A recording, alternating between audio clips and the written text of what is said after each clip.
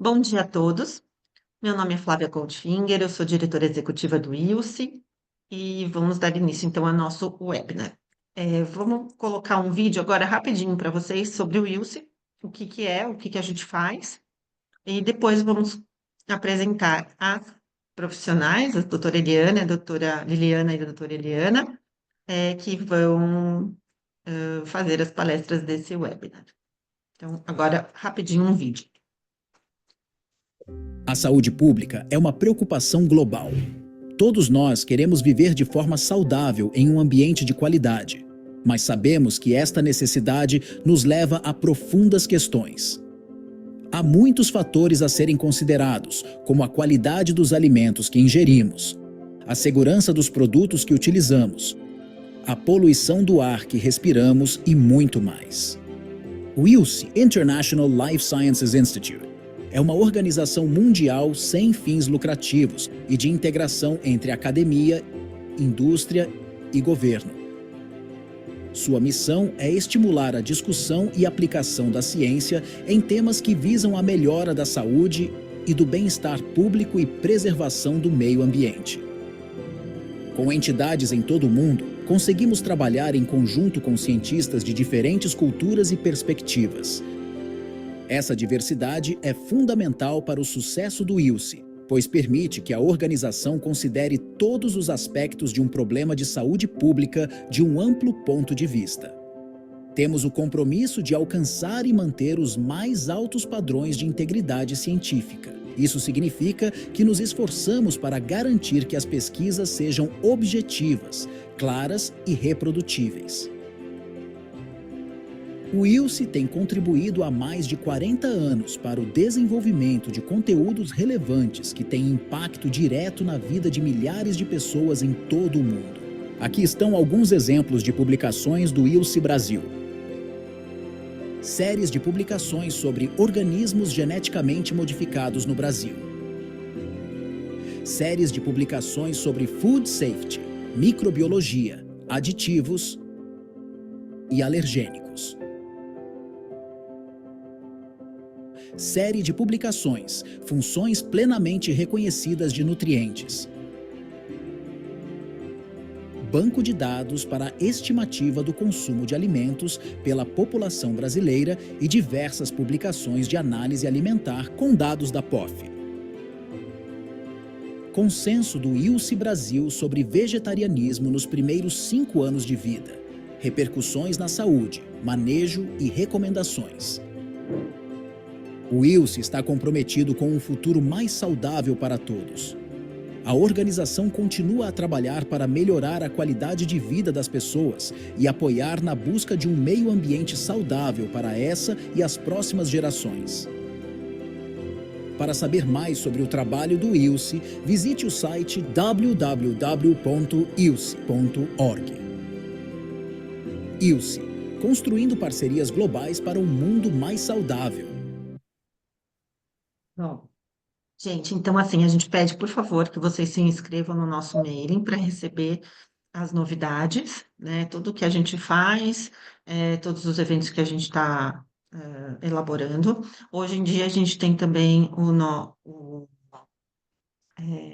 WhatsApp, então também quem quiser pode entrar no WhatsApp para receber as informações. Temos também o nosso site, né, como eu já comentei, o Instagram e o LinkedIn. Então, o webinar hoje é sobre micotoxinas nos alimentos, impactos das mudanças climáticas e diretrizes da FAO. As opiniões das conferências são do especialista, cientista, não refletem necessariamente as do IFES.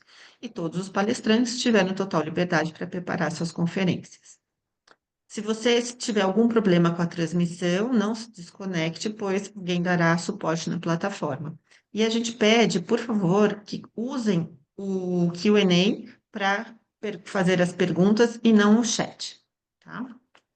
Então, a primeira palestrante será a doutora Eliana Furlong, A doutora Eliana é farmacêutica bioquímica pela Faculdade de Ciências Farmacêuticas da USP, é mestre e doutora pela Faculdade de Engenharia de Alimentos da Unicamp, atua como professora titular da Escola de Química de Alimentos da FURG, nos cursos de graduação e pós-graduação em Engenharia e Ciência de Alimentos e Química Tecnológica Ambiental.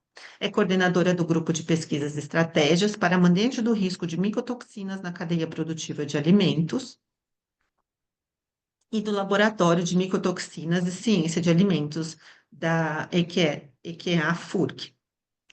Junto do grupo, tem recebido financiamento de diferentes órgãos de fomento, realizado parcerias com diferentes instituições nacionais e internacionais, publicado artigos, ministrado palestras nos temas de desenvolvimento e validação de metodologia analítica para a determinação de contaminantes e compostos funcionais em alimentos, disponibilidade de contaminantes e biodisponibilidade de contaminantes, desculpa, e estratégias para mitigação de micotoxinas, atividade antifúngica e compostos naturais.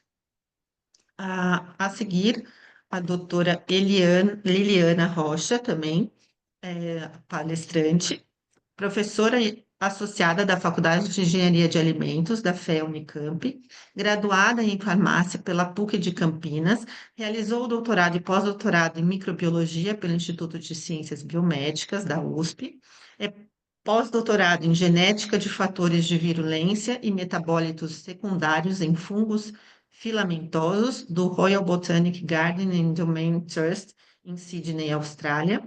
Atualmente está credenciada como docente permanente no programa de pós-graduação em Ciência de Alimentos da Faculdade de Engenharia de Alimentos da Unicamp e é coordenadora geral de pós-graduação da mesma universidade. É revisora de periódicos e é membro do corpo editorial de revistas internacionais. Possui experiência em microbiologia de alimentos, com ênfase em fungos e micotoxinas em alimentos e bebidas.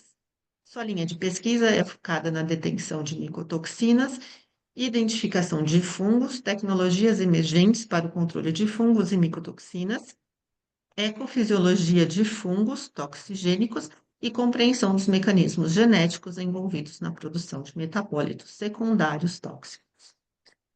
Gostaria de agradecer a presença das duas professoras, gostaria de agradecer a presença também da doutora Adriana Liceto, que está aqui com a gente também. Ela é coordenadora da Força Tarefa de Food Safety, a qual está desenvolvendo esse webinar. Tá? Muito obrigada a todos. Doutora Eliana, eu vou passar a palavra agora para a senhora. Muito obrigada. Bom dia. Bom dia. Eu vou iniciar, então, a apresentação, compartilhando com vocês. Então, a ideia dessa nossa conversa sobre o tema desse contexto de contaminação relativa à microtoxicológica relativa às condições climáticas, eu gostaria de motivar profissionais de diferentes áreas para contribuir com as suas expertises para mitigar a situação micotoxicológica desse problema multidisciplinar que é a contaminação em função das condições climáticas. Então, a contaminação fúngica e seus impactos eu vou distribuir em alguns temas e para desenvolver esses temas, então, eu vou dar início a algumas considerações. Então, primeiro, a contaminação fúngica em alimentos é bastante eficiente pela competitividade desses indivíduos e o seu sucesso em diferentes substratos, em diferentes ambientes. Esses indivíduos eucarióticos heterotróficos precisam de fontes de carbono, nitrogênio e oxigênio, como todos os heterotróficos. Porém, eles têm uma vantagem que é a adaptabilidade dessa obtenção numa ampla faixa de pH, atividade de água, temperatura, e ainda mais uma outra vantagem sobre alguns outros micro-organismos, que é a capacidade de esporulação. Então, as consequências dessa contaminação são bastante desafiadoras para as cadeias produtivas de alimentos, porque elas ocasionam perdas em colheitas, perdas tecnológicas, nutricionais, deixam alimentos com aspecto indesejável, reduzindo a sua aceitabilidade e Aquele aspecto mais discreto que é a produção de toxinas também é um ponto nessa situação. Evidentemente que existem espécies úteis, mas elas não são o tema da nossa conversa hoje. Então, nesse diagrama, em que colocamos a infecção fúngica no alimento e seus diferentes ambientes ou etapas de preparo, os fungos toxigênicos podem se desenvolver. E sobre variáveis bióticas e abióticas, nem sempre muito previsíveis, eles produzem substâncias denominadas micotoxinas. Então, micotoxinas são essas estruturas que estão na figura, e o que nós podemos ver é que elas pertencem a diferentes classes químicas e são bastante rígidas, o que as torna viável ao longo de todo o caminho produtivo. Então, o conjunto de sintomas de exposição a essa micotoxina se chama micotoxicose. E eles se caracterizam pela inespecificidade. Então, a exposição crônica é demonstrada ou é sintomatizada pela perda de peso, diminuição da velocidade de crescimento, danos neurológicos, imunológicos, hepatológicos e até alterações ósseas. Como relação ao efeito agudo, nós temos vômitos, diarreia, dor de cabeça e esses sintomas característicos de diferentes contaminantes químicos que dificultam consideravelmente as providências. Então, os alvos das micotoxinas mais frequentemente detectadas em alimentos tiveram seu conjunto de conhecimento desenvolvido desde a década de 60. E isso fez com que nós tivéssemos legislações específicas para os níveis máximos toleráveis, em função de conhecermos a alvo preferencial, a atuação em nível molecular e quais são os principais fatores de desencadeamento. Porém, é bastante difícil que se tenha tratamentos efetivos para essa situação, em vista da dificuldade de detectar o problema, que nem sempre é reversível. Então, as mudanças climáticas, como é que elas vão afetar essa toxigenicidade dos fungos? Aqui no diagrama da nossa esquerda, eu coloquei aqui um esboço de quais são os pontos envolvidos. Então, nós sabemos que com as condições climáticas haverá alterações de luminosidade, CO2, água, temperatura. E no interior das células, nós temos em caixas verdes as principais reações químicas características daquilo que nós chamamos de metabolismo primário.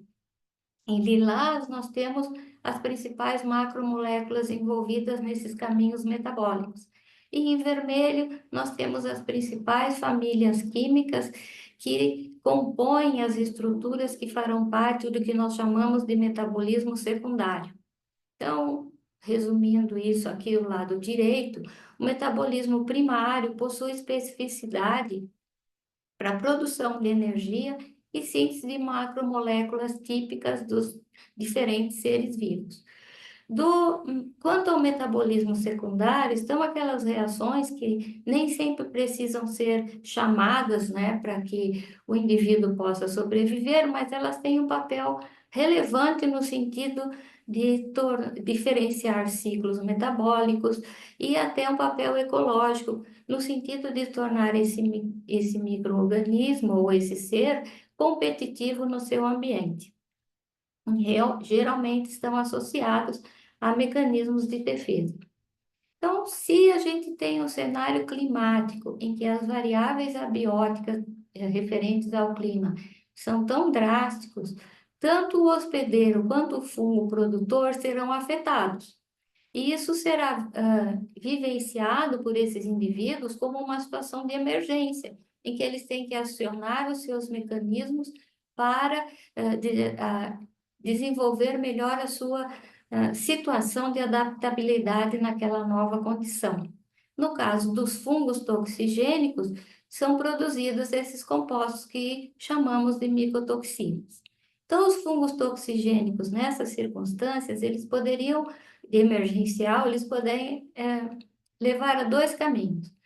Usar dos seus mecanismos de resiliência E entre as demonstrações dessa resiliência, por exemplo, realizar uma redistribuição geográfica baseada na sua capacidade de esporulação, ou adaptação metabólica, tendo em vista que esses micro-organismos possuem muitos recursos para essa adaptação. E no caso de ocorrer uma extinção, o que nos pareceria bastante confortável é um problema que precisamos ter mais conhecimento sobre, porque poderiam ser selecionadas espécies mais toxigênicas ou mais resistentes que as que temos conhecimento hoje.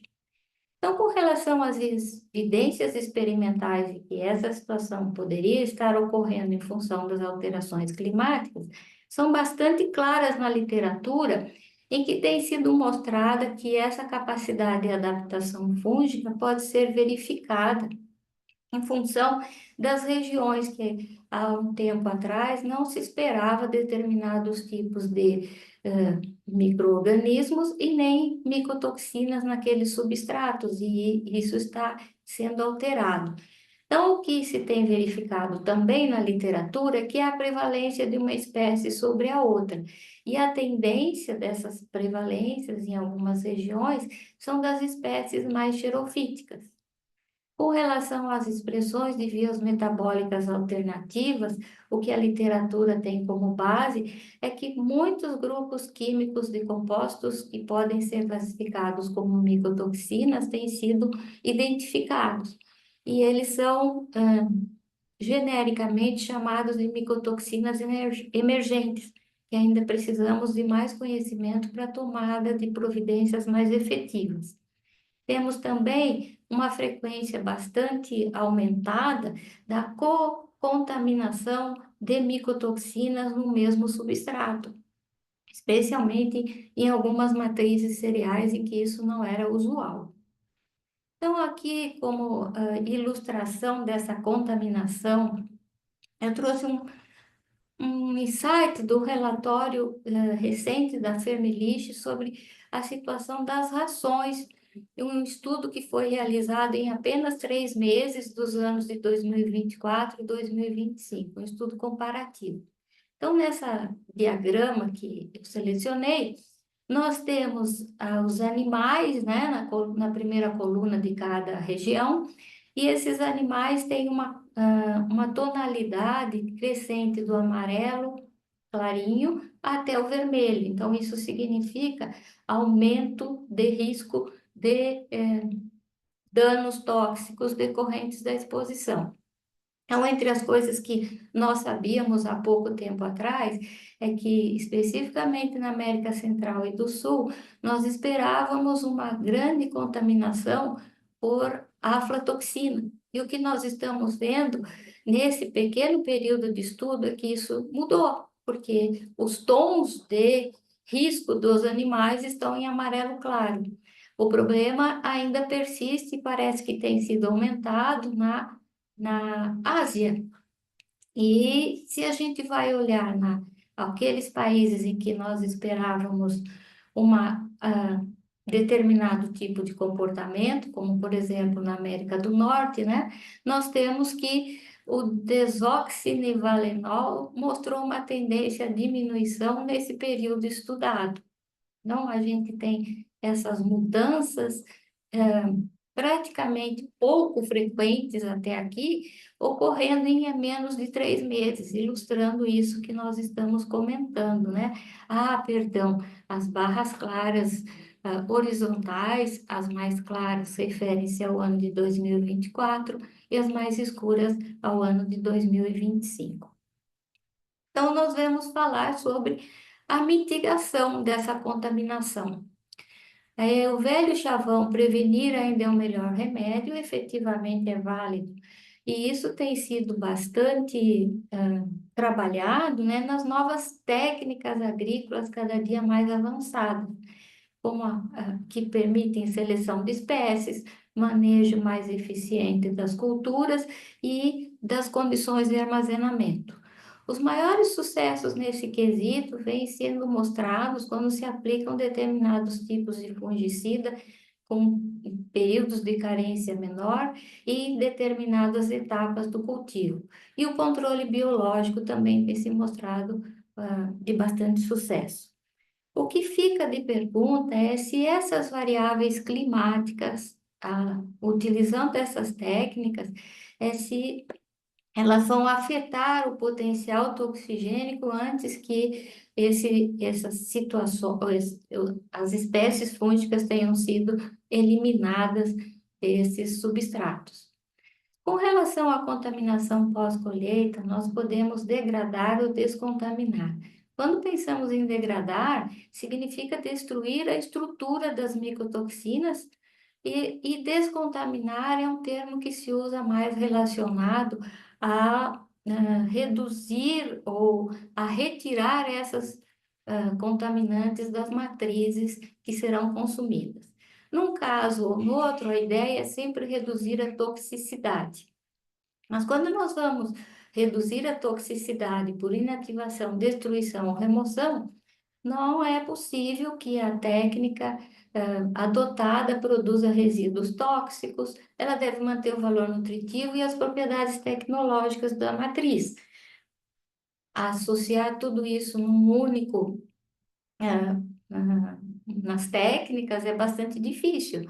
Então, os métodos físicos, químicos e biológicos usualmente são associados para que a gente tenha um efeito maior nesses quesitos e se promova menos os efeitos adversos indesejáveis desses tratamentos. Então, os desafios nas técnicas usuais estão na aplicabilidade em todas as matrizes e em culturas de grande escala, na eficiência, que não é igual para cada etapa, inclusive de processamento de alimentos, valor nutricional, quanto é afetado, e alguns são bastante, o efeito tecnológico e a formação de compostos terciários de efeito desconhecido. Então, como soluções amigáveis, ou seja, aquelas que causam menos esses danos, não só no ambiente, mas também no próprio alimento, nós temos que a literatura tem muito enfoque para estudos realizados experimentalmente em laboratório para os produtos das cadeias produtivas aqui da nossa esquerda, nessa ordem, milho até as castanhas, que são aquelas de grande impacto na ordem mundial dos produtos das grandes commodities. Com relação às estratégias já consolidadas que mostraram efeito benéfico, nós temos, por exemplo, a moagem úmida, que sabidamente consegue reduzir a contaminação, principalmente em trigo e milho. O tratamento térmico úmido e seco, que é bastante eficiente para arroz, cevada e alguns outros grãos. A radiação UV e a radiação gama, elas mostram controvérsias nos resultados e na própria indicação de uso, em vista de que elas têm os níveis delas que são necessários para que a descontaminação seja significativa, podem ser muito elevados e causar danos nessas matrizes. Da mesma forma que o tratamento alcalino para preparo de alimentos à base de milho, uso de redução na indústria de panificação e a amoniação que se aplica para descontaminar as rações. Então, são usos, embora consolidados e com um grau de eficiência ao redor de 50%, bastante discutíveis do ponto de sua aplicabilidade. Com relação às estratégias inovadoras, são consideradas inovadoras, algumas experiências que a gente tem tido lá no nosso grupo vêm com a extrusão. Então, a extrusão de milho mostrou um resultado muito interessante para reduzir os níveis de aflatoxina e de fumonizina, sendo que a aflatoxina, as reduções atingidas foram maiores. Mas não é só na redução dos níveis detectados que eu chamo atenção para essa eficiência, mas na redução da bioacessibilidade, um aspecto muito importante para a gente discutir a respeito do impacto dos riscos provenientes da exposição a esses contaminantes. As bactérias ácido-láticas na produção de bebidas fermentadas também se mostra muito promissora, reduzindo em torno de 70% a bioacessibilidade de aflatoxina M1 e com a vantagem de aumentar os níveis de riboflavina em até 22%. Com relação aos compostos polifenólicos, a experiência como antifúngicos aplicados em campos experimentais de trigo e milho também foram bastante eficientes. Fibras como adsorventes também têm sido interessante e até a associação delas na dieta.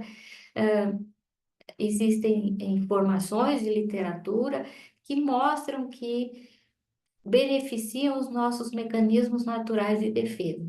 As enzimas óxido-redutases e carboxipeptidases têm efeito marcante na redução dos níveis de tricotecenos, tá? E ocratoxina, respectivamente.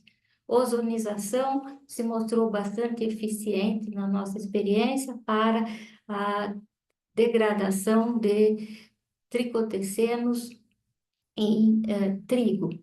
E nanopartículas magnéticas se mostraram bons adsorventes. Então, com relação aos desafios que nós temos para enfrentar nesse tema, né? Eu diria que o nosso conhecimento de ocorrência e bioacessibilidade está bem consolidado, mas precisa continuar nesse patamar. Com relação a aplicar esses tantos conhecimentos gerados em nível experimental nas cadeias produtivas efetivamente, evidentemente que as técnicas preventivas são aquelas que têm mais probabilidade de serem, na sequência, aplicadas, especialmente em função das mudanças climáticas. E a descontaminação baseada em ação microbiana ou enzimática, também, bem como o controle biológico, são aquelas que me parecem de aplicação a curto prazo. Com relação àquilo que nós temos que gerar mais conhecimento para tomada de medidas e enfrentamento da nova situação que se apresenta, eu destaco as micotoxinas emergentes, e aquelas ditas mascaradas, que se formam pela associação com componentes da matriz e que nem sempre são detectáveis pelas técnicas analíticas usuais.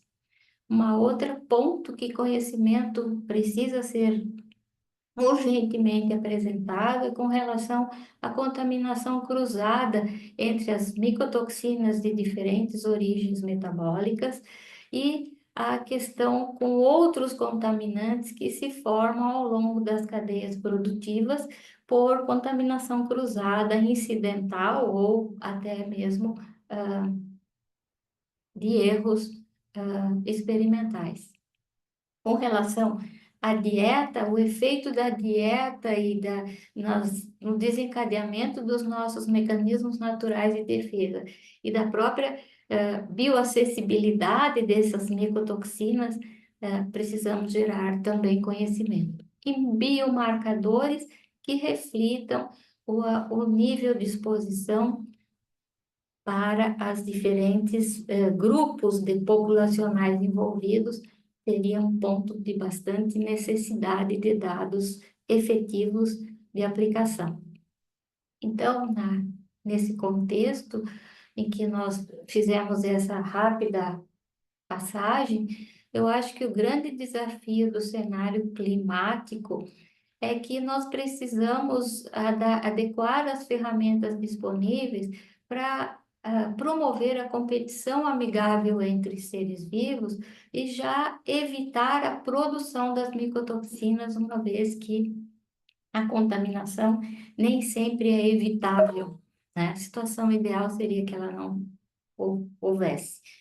E destaco também que é importante motivar aqueles profissionais que têm produzido literatura, demonstrando que mecanismos naturais e tecnológicos podem ser utilizados para promover essas soluções. Nosso grupo de pesquisa, como já foi falado, se chama Estratégia para Manejo de Micotoxinas. Ele é composto por docentes da Escola de Química e Alimentos da Universidade Federal do Rio Grande, discentes dos diferentes programas de pós-graduação, não só da nossa instituição, como de outras, mas especialmente aqueles voltados à ciência de alimentos.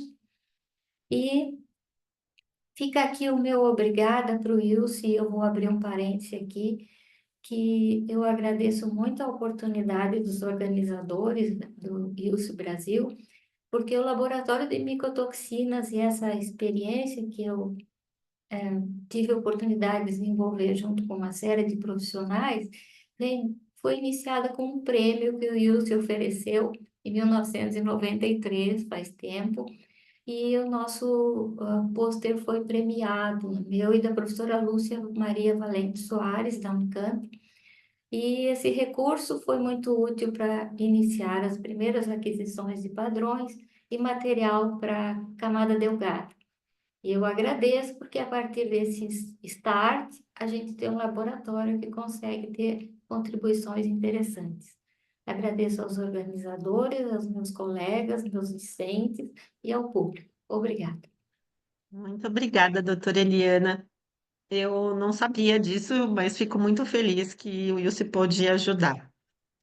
Vou passar então diretamente para a doutora Liliana, que vai fazer a segunda apresentação do dia. Obrigada. Obrigada. Vou primeiro. Só um segundo. Bom, então, bom dia a todos. Inicialmente, eu gostaria de agradecer a introdução inicial e agradecer o convite, né, pela professora Adriana e pela Flávia, do ILSE, né? E hoje eu vou falar um pouquinho para vocês sobre o impacto do Códex e de agências regulatórias no controle de micotoxinas, um estudo de caso sobre fumonizinas no milho brasileiro, tá?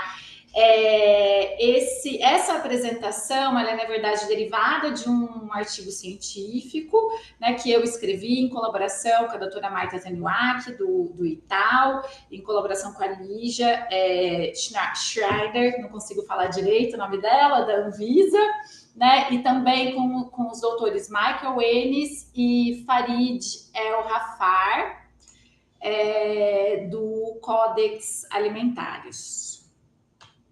Tá? Bom, o milho é uma das culturas mais importantes no mundo, né? Então, sendo utilizado tanto para alimentação humana como para alimentação animal, mas também utilizado em diversos processos, né, na indústria e também para a produção de combustíveis, né? Então, hoje em dia, os maiores produtores de milho no mundo são os Estados Unidos, a China e, em terceiro, o Brasil. E os maiores exportadores são os Estados Unidos, seguido do Brasil e da Argentina. Tá? Então, embora o milho ele seja cultivado em todo o país, né, em todo o Brasil, os maiores estados produtores são principalmente o Mato Grosso, o Paraná, Goiás, Mato Grosso do Sul e Minas Gerais, né? Então, eles são ainda irresponsáveis, né, pela maior produção e pela maior exportação do milho no Brasil. Tá? E ainda, né, devido às nossa própria extensão territorial e às nossas condições climatológicas, a gente acaba tendo, né, além de ter a produção em todo o país, a gente acaba tendo também produção ao longo do ano, né? Então, permite aí com que a gente tenha 3 safras ao ano, né? Então, a primeira safra, normalmente, a colheita acontece entre fevereiro e abril, a segunda safra, normalmente, em agosto, e a terceira safra, ela está mais relacionada às regiões norte e nordeste do país, né? Então, ela ainda é relativamente aí tímida, vamos dizer assim, mas tem se expandido nos últimos anos, tá? E aí é importante a gente mencionar né, que a produção do milho, ela vai com certeza depender aí de fatores abióticos, como clima, solo, e fatores bióticos, que inclui também a presença de pragas e doenças, né?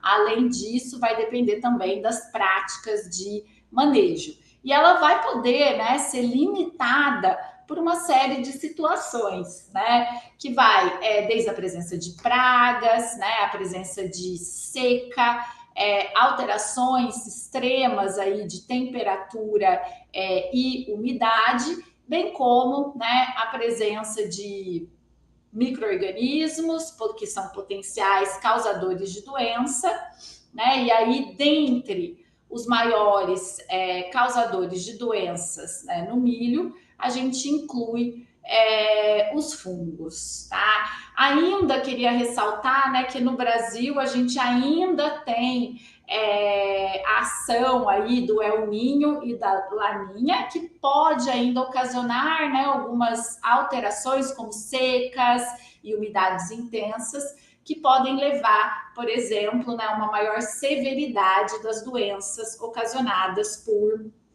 fungos, tá? Dentre, vamos entrar aqui, né, os principais fungos toxigênicos que acometem o milho.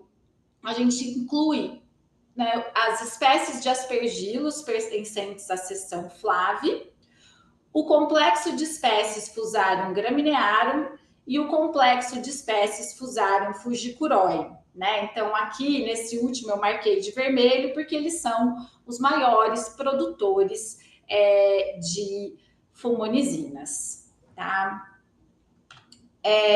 Então, né, mencionando as principais, né, micotoxinas produzidas por esses grupos de fungos, né? Então, a gente tem as aflatoxinas e o ácido ciclopiazônico, né?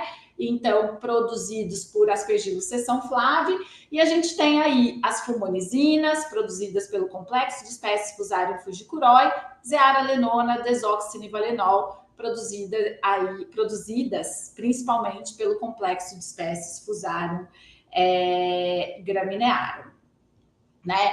Então aqui eu estou mostrando, né, para vocês, né, então um pouquinho, né, da epidemiologia desses fungos que vão contaminar, né, os grãos de milho, tá? Então o Aspergillus flavus, né, que é a principal espécie associada aí ao milho, principalmente ao milho brasileiro, né, dentre as espécies do gênero Aspergillus, tá? Normalmente, né, então a ocorrência, a podridão ocasionada por Aspergillus flavus ocorre normalmente em regiões de climas mais quentes e secos, tá? Enquanto que o Fusarium gramineário, que ocasiona a giberela, né, ele vai estar mais relacionado a climas um pouco mais amenos e com uma maior umidade também, tá? No caso desses dois, né, então a gente tem a contaminação deles ali, né, então no solo ou em restos de outras plantações, e eles podem contaminar o milho via o cabelo do milho, né, então via o estigma do milho, tá? Mas também fatores ambientais, insetos e danos podem favorecer também a infecção por esses fungos, tá? Por um outro lado, a gente tem, né, as espécies pertencentes ao complexo de espécies Fusarium fujicuroi, que causam a podridão da espiga, né? E aí a espécie que é predominante, e essa predominância no milho, ela é mundial, inclusive Fusarium verticilioides, ele é associado ao ancestral do milho, que é o teossinto, tá? Então ela é considerada a espécie predominante aí no milho, né? Mas outras também podem aparecer, como por exemplo, Fusarium proliferatum. E essas duas espécies, por exemplo, elas são capazes de produzir fumonizinas, tá?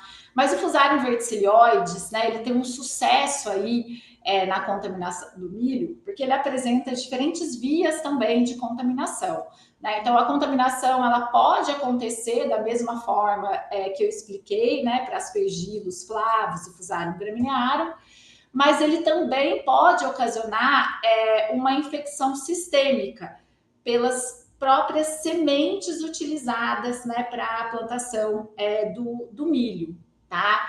E fora isso, ele também é um fungo que é considerado endofítico, ou seja, ele fica presente na planta sem ocasionar danos aparentes, né? Entretanto, essa situação ela pode ser transitória.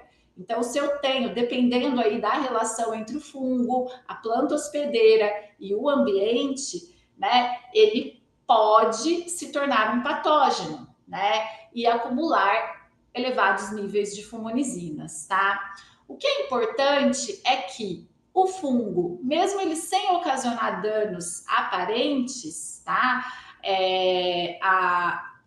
A planta em si, né, a espiga, né, e aos grãos, ele ainda assim pode acumular e produzir certos níveis de fumonizinas, mas obviamente que quando a doença se estabelece, esses níveis são mais elevados, né?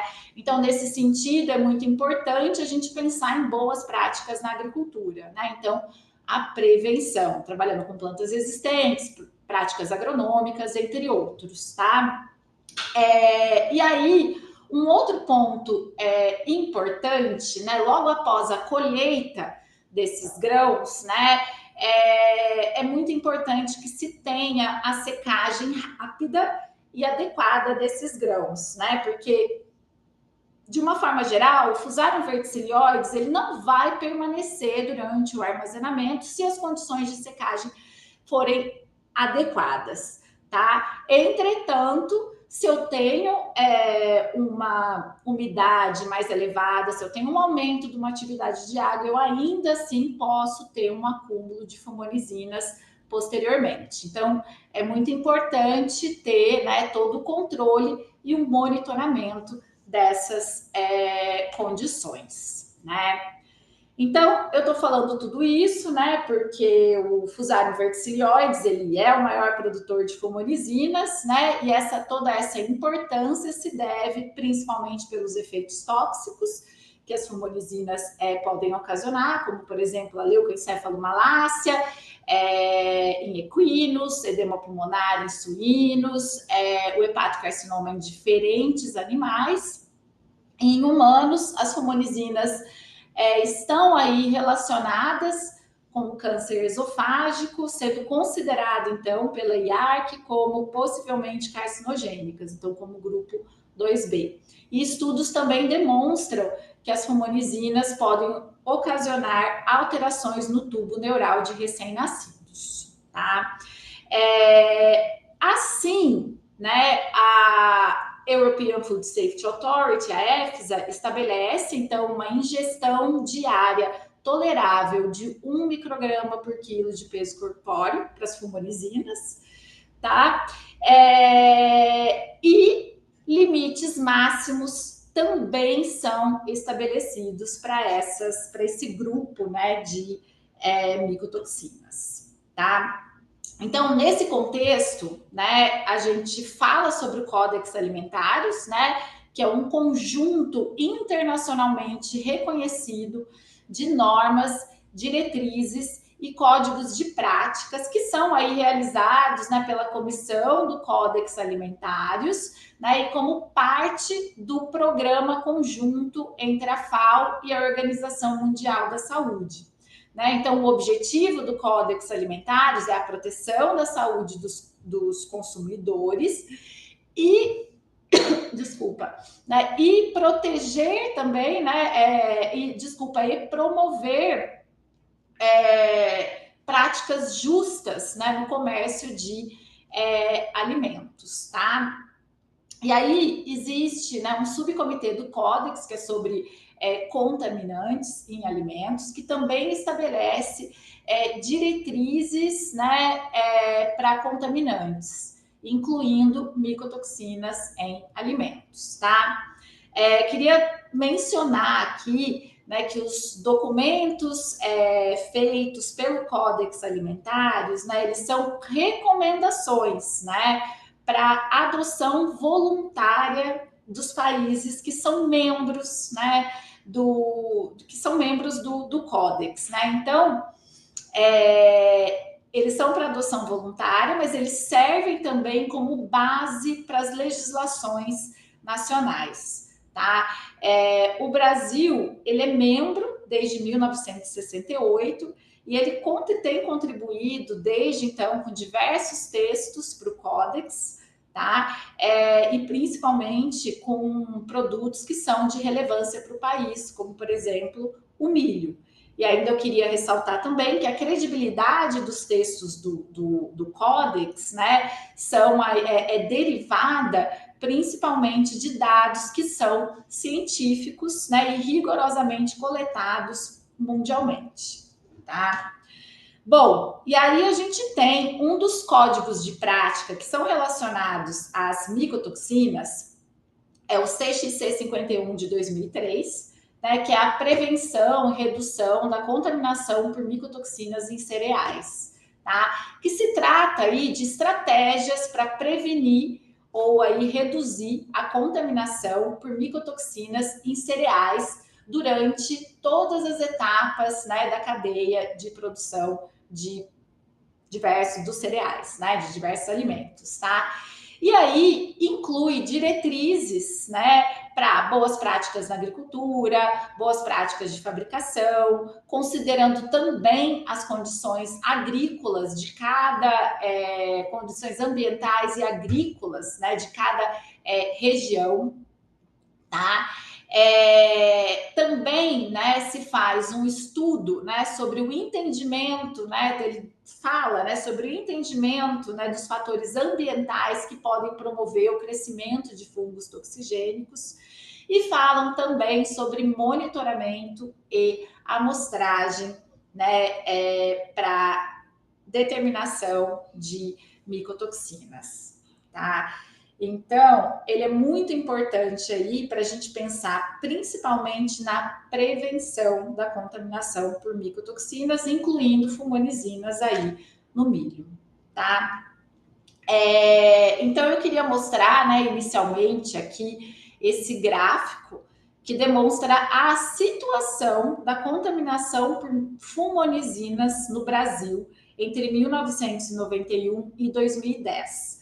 Antes da implementação dos limites máximos estabelecidos pela Anvisa para fumonizinas, né, em milho, que foi em 2011, tá?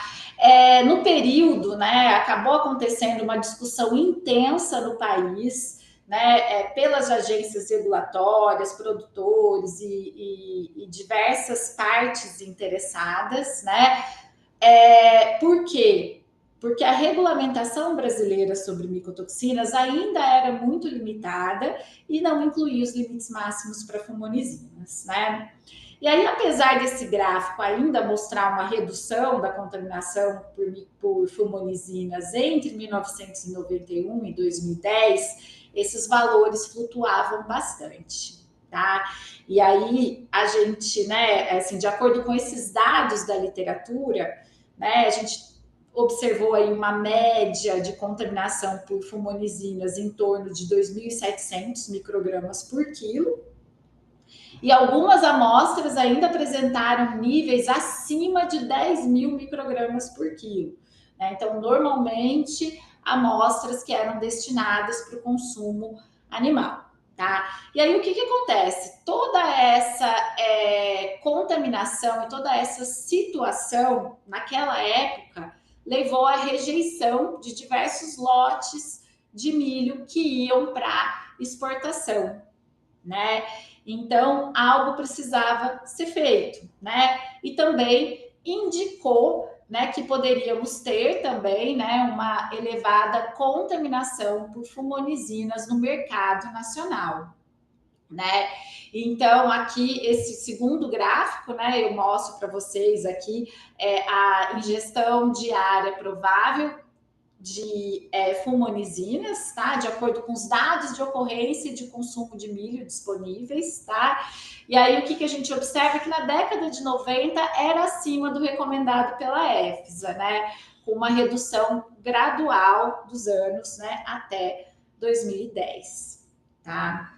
Mas, enfim, toda essa problemática, né, ela estava sendo discutida, né, no país e levou a delegação do Brasil a adotar estratégias para controlar essa situação, né? E aí, na época, a Anvisa solicitou a coleta de dados nacionais sobre a ocorrência de fumonizinas, tá? Então, para saber a situação e ainda, né, todos esses esforços, né, da Anvisa, em colaboração com todas as partes interessadas, também resultaram em um maior grau de conscientização do Código de Prática, né, o CXC 51/2003, né?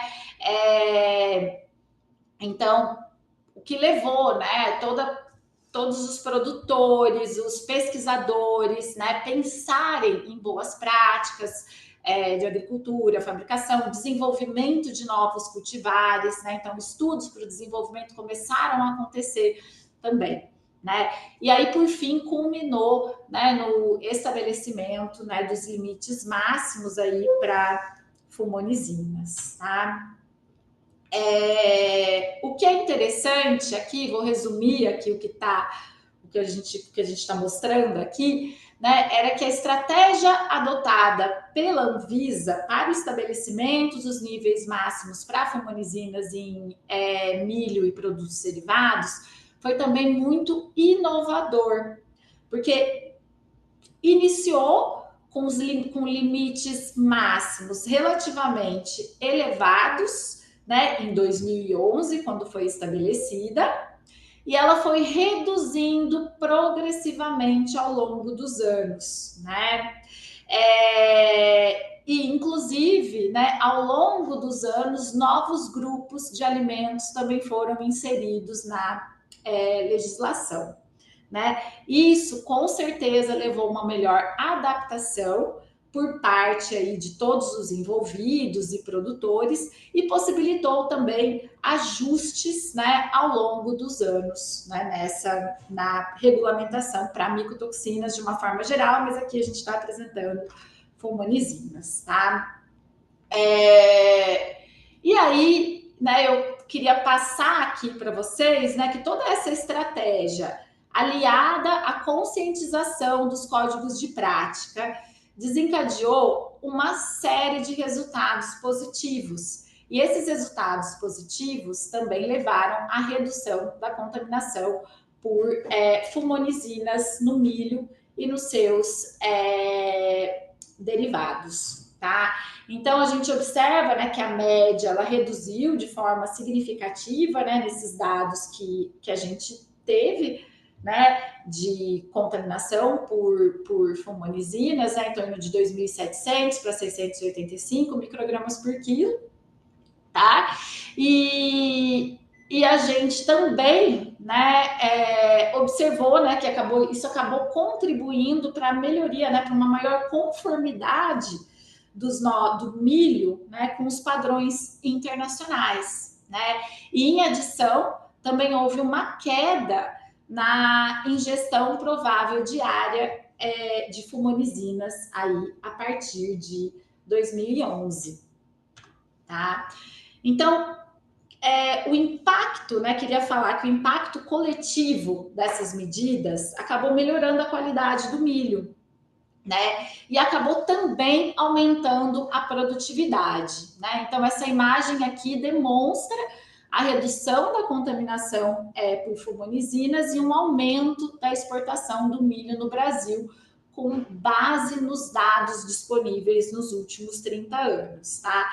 Eu vou ressaltar aqui que, obviamente, que esse crescimento das exportações, né, ele foi resultado de diversas iniciativas nacionais, o que inclui a produção de milho ao longo de todo o ano, a expansão das áreas cultivadas, o investimento em novos cultivares, também a melhoria da qualidade do produto, dentre outros fatores, né?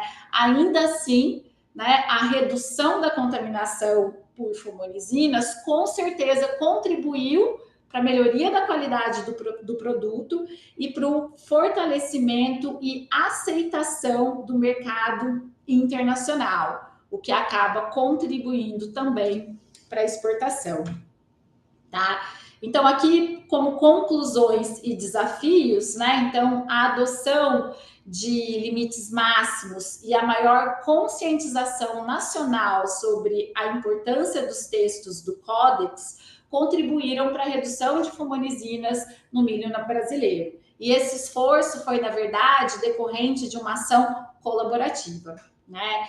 É importante ter expansão da coleta de dados em regiões subrepresentadas e também em pequenos produtores. É importante que a gente continue tendo o monitoramento e a avaliação contínuos, né? Não somente para ajustes regulatórios, mas também é muito importante a gente sempre avaliar a ocorrência, né, de forma constante. Um outro ponto importante é a realização, né, de parcerias entre a academia, a indústria e agências regulatórias ou agências do governo, né, para a gente pensar também em avanços e desenvolvimento de novas estratégias para controle e prevenção. E é importante, além disso, uma abordagem internacional, né? Então, é importante a gente ter dados de ocorrência global para avaliação do risco, tá? E também, né, para ter, na verdade, uma colaboração internacional, né, uma colaboração mais integrada, tá? Enfim, essa foi realmente um breve resumo, né, de tudo que aconteceu, né? Esse artigo ele surgiu depois de uma visita do Códex ao Brasil em 2024, que veio realizar um estudo para entender o sucesso do Brasil e os desafios no estabelecimento, né, do próprio código de prática que eu mencionei para vocês, o CXC 51 de 2023, né? Aqui no país, né? Por quê? Né? Então, considerando aí principalmente o sucesso no Brasil na redução da contaminação por fumonizinas e aumento da exportação, né? E que poderia, inclusive, servir como modelo, né, para a implementação das diretrizes do Códex em outros países, né? Eu gostaria de agradecer, né, a todos, gostaria de agradecer ao Ilse, pela Flávia, Adriana, novamente, pelo convite, a todos os colaboradores também desse trabalho. Então, e a todos que estão aqui ouvindo a gente. Então, muito obrigada. Muito obrigada, Liliana. Excelente palestra. Devido ao adiantamento do horário, já vou fazer as perguntas rapidinho. Nós temos aqui a pergunta da Joyce Zanata sobre as micotoxinas apresentam alguma tendência de classificação em hidro ou lipossolúveis? O que a gente costuma resumir essa classificação em polaridade intermediária, visto que não é possível que a gente distinga claramente, mas a tendência dessas micotoxinas, em função daquelas estruturas cíclicas, é que preferencialmente elas sejam solúveis em solventes orgânicos de média e alta polaridade, baixa polaridade. Ótimo, muito obrigada, doutora Eliana. Temos também aqui a Fernanda Peixoto, falando parabéns pelo trabalho. E temos duas perguntas, até da Adriana, que são: os dados sobre níveis de fumonizinas apresentados refletem a realidade da indústria? Tá, boa pergunta, né? Então, obviamente, esses dados são decorrentes de artigos científicos, tá? Então, por isso que a gente coloca, eu coloquei lá em conclusões e desafios, essa maior interação entre academia e indústria pode fazer com que a gente consiga ter acesso a esses dados, quem sabe, né? E porque com certeza eles vão, né, trazer uma informação muito mais fidedigna, né, da questão de ocorrência e da exposição mesmo, nossa, né, com relação não somente às fumonizinas, mas também a outras micotoxinas, tá? Então, na verdade, foi referente aos dados de publicação, tudo possível que tinha na literatura entre a década de 90 até o momento presente. Perfeito.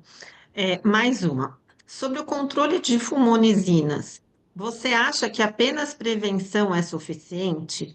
Você acredita que as tecnologias não convencionais, como o ozônio, podem ser utilizadas como estratégias para controle? Tá. Eu acho, né? Então, assim, aqui é a minha opinião, né? Então, a prevenção sempre se sobressai, tá? Então, esse é um ponto, por isso que os textos do Códex são muito importantes, por isso que a gente tem que prevenir em toda a cadeia produtiva. Esse é um ponto que, para mim, é fundamental e para muitos pesquisadores na área também, né? Inclusive, a professora Eliana mencionou isso. Então, a gente nunca pode utilizar uma metodologia, uma técnica para redução em detrimento da prevenção, né? Mas é claro que essas técnicas inovadoras aí que têm aí surgido para controle de fungos e micotoxinas, elas também são importantes, né?